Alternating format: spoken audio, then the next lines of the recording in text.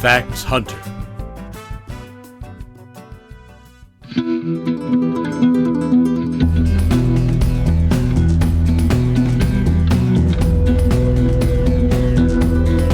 This is the story of a YouTuber who made lying part of his existence.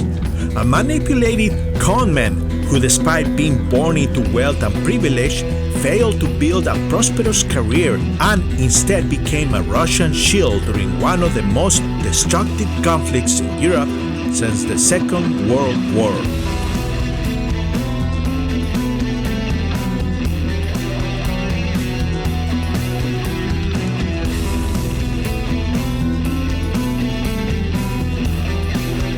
On Friday, May the 5th, 2023, the Security Service of Ukraine, SBU, arrested dual citizen Chilean-American blogger Gonzalo Lira on charges of discrediting the highest military political leadership and the defense forces of Ukraine.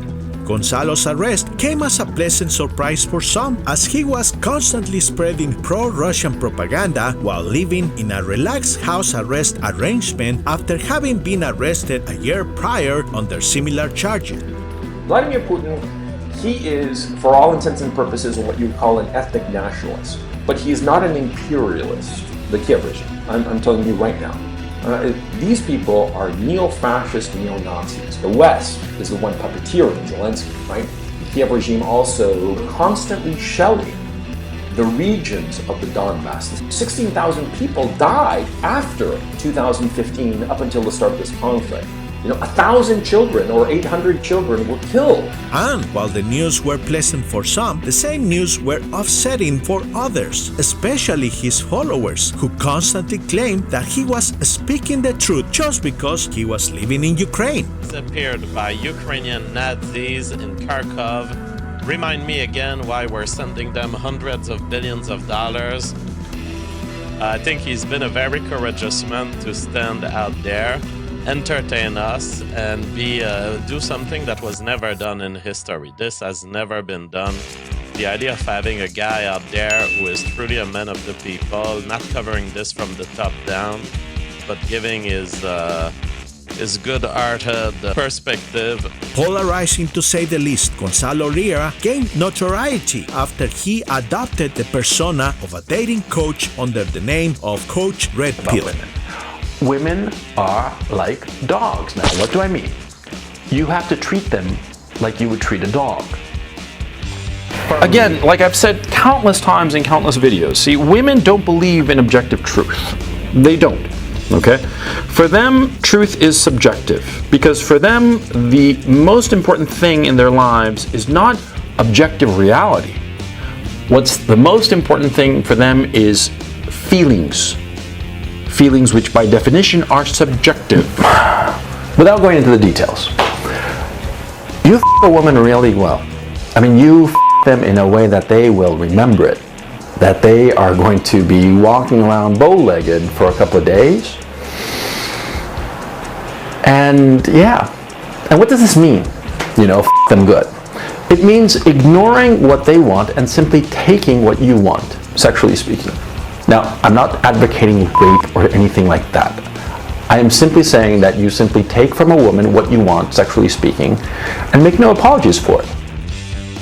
His popularity gained traction as a new social movement known as the Manosphere became widely spread all over the world in the late 2010s. According to Google, the Manosphere is an umbrella term that refers to a number of interconnected misogynistic communities. It encompasses multiple types of severity of misogyny, from broader male supremacist discourse to men's rights activists, MRA, and involuntary celibates, a.k.a. incels. These communities are made of young men who, for one reason or another, but by no fault of their own, feel attacked and unfairly treated by a society who, they feel, prioritizes the needs of other social groups over theirs, and actively seek to blame them for the lack of equality those other social groups suffer from. Unfortunately, A lot of these communities have been hijacked by opportunistic individuals who are preying on the dire need of guidance a lot of these young men require. People like Andrew Tate, Fit and Fresh, and Dan Bilzerian have millions of views in social media and who have only one goal on their minds. They don't care for the young men they attract or the dangerous narratives they promote. They only care about one thing: making money out of the desperate young men who seek solutions to the problems they suffer from. The main subject I'll be covering here is one of those opportunistic parasites, the YouTuber Gonzalo Lira, aka Coach Red Pill. Gonzalo Lira started his YouTube career as Coach Red Pill back in 2017. As part of the Manosphere, his channel was aimed to young men who were seeking advice on a variety of topics, from dating advice to personal finances. Gonzalo Lira gave the impression of being a successful businessman with infinite experience, which was far from the truth.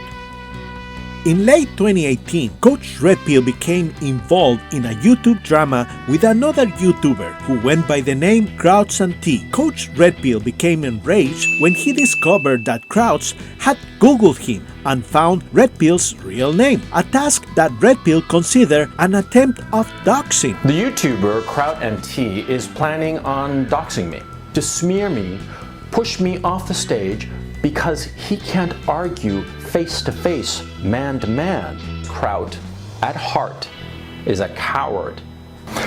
Doxing means, of course, revealing personal information about somebody who's online. Now, I know for a fact that he's going to dox me because he said so. He said that he's going to do a piece about me. And on different streams, he has referenced private information about me. A claim that was questionable, as Krauts had only found Red Pill's real legal name. There can be a debate whether this was a doxing case or not. However, the question is, why did Coach Red Pill become enraged for having his real name revealed? Oh my god, the fact that I gathered this data on Coach Red Pill is gonna bite me in the fucking ass because he knows I gathered it. Where the fuck is Jeff Holiday now? Is this Sargon telling me to stay in my place? Jeff. The data I gathered on Coach Red Pill is now being used against me. They think. What do you mean? That's the thing. Like the first thing he brought up. Why are you gathering private information? Like for example on Coach Red Pill. It's not private information. Gonzalo lashed out at people he accused of attempting to smear him. But why such anger? Why lash out if Lira himself didn't put enough effort into hiding his identity by leaving his home address in his Patreon page and his legal name in some of his videos in the form of a copyright label with information publicly attached to his name?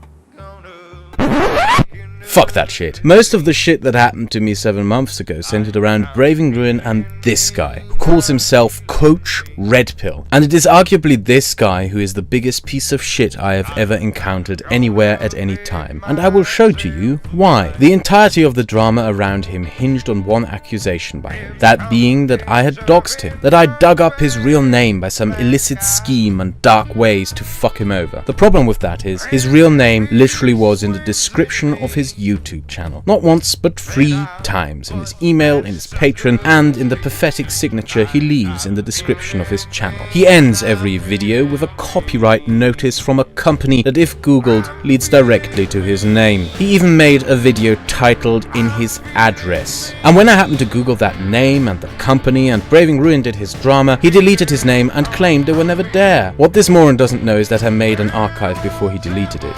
He lied, and he lied for one single purpose. He lied to get attention so this fucking loser could attempt in some way to be the pathetic pathetic e-celeb that his talentless, worthless boomer ass will never be. This asshole ends every single video of his with a copyright note to a company that he claimed would never track back to him. However, it immediately leads to his name when googled. So, a compulsive liar who lies his way through this platform for the sole purpose of sucking whatever attention he can get out of anything. Now, the question arises, why will Coach Red Pill get enraged for having his name exposed to the public? Why will Coach Red Pill show his face on camera and then start crying foul for having the world know that his legal name is actually Gonzalo Lira Lopez? Well, the answer can be found on his Wikipedia page. When you scroll down to the reference section, you'll see that there is a link that takes you to an archive page full of all newspapers and magazine articles. These articles are in Spanish, and apparently nobody has made a video about them until now. And boy, is there a bunch of information to talk about. By reading these old articles, I was able to build a time frame that tells the life story of Gonzalo Lira. And the story is quite interesting, as Gonzalo is an example of a wasted opportunity. So buckle up, people, because I'm gonna be taking you through what I call the deconstruction of Coach Red Pill, an American parasite. Quick disclaimer, these articles were written by multiple publications at a time Gonzalo Lira thought he was building a legacy of his own. So these are his own words. Some comments can be interpreted in multiple ways, but when everything is put together, it is unavoidable to paint the portrait of a man who is opportunistic in nature and unethical to a criminal degree. Thank you for your understanding, and let's get on with the show. Hello and thank you for watching. This video is the prologue. Originally, my intention was to combine the prologue and chapter 1 into one video. However, because the script that I've written is over 40 pages long, I decided to split the prologue into one video and chapter 1 into another video. Hopefully, I should be able to finish chapter 1 by next week. And as you can see on the picture that I have provided, there is a lot of chapters to finish this long Gonzalo Lira saga. So make sure to subscribe and activate the notifications to keep you updated every time I release a chapter. Thanks again for watching, click like and share for more. This is the Fox Hunter, take care and bye for now.